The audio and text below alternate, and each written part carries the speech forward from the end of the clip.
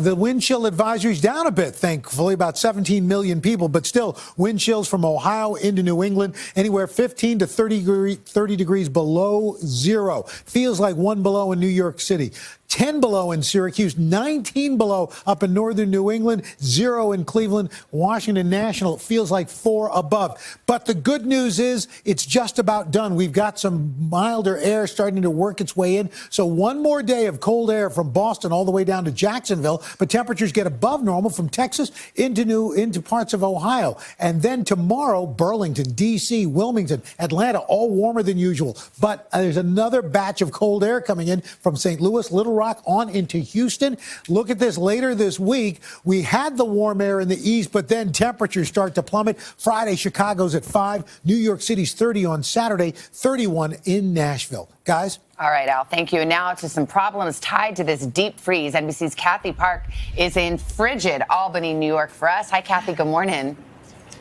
Savannah, good morning to you. Millions are waking up to this bitter cold, but there is some improvement today. The high in Albany expected to reach 20 degrees. Compare that to 4 degrees yesterday. And how cold is it? Behind me, that's the Hudson River with a thick layer of ice.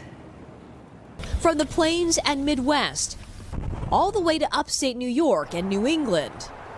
Even the simplest tasks now bitterly burdensome.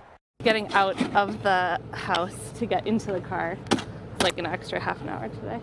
Parts of the Northeast seeing wind chills as low as 40 below zero. The Arctic blast transforming driveways and sidewalks into solid ice. So how cold is it? Take a look. Watch what happens to boiling water. In New Jersey, the Atlantic freezing solid, trapping a hunter on an offshore island, prompting a Coast Guard rescue.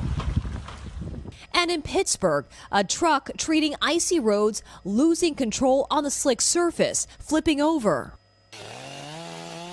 In Connecticut, the weight of all the ice bringing down trees and power lines. It's just been really windy. You know, obviously everything's freezing on the trees and the wind's forcing things to break. A utility worker killed repairing a downed line after a tree fell on him. The winter weather is being blamed for at least 5 deaths already, including a 12-year-old girl outside of Chicago who died after a snow fort collapsed on her on Sunday. We're trying to also, every half hour or so, just cycle crews out so hypothermia doesn't, set in. The first big storm of the new year, coming in strong. It's like an eternity right now. It's really, really cold. And for now, folks are looking forward to some relief by midweek. But guys, it still feels like 9 degrees below zero.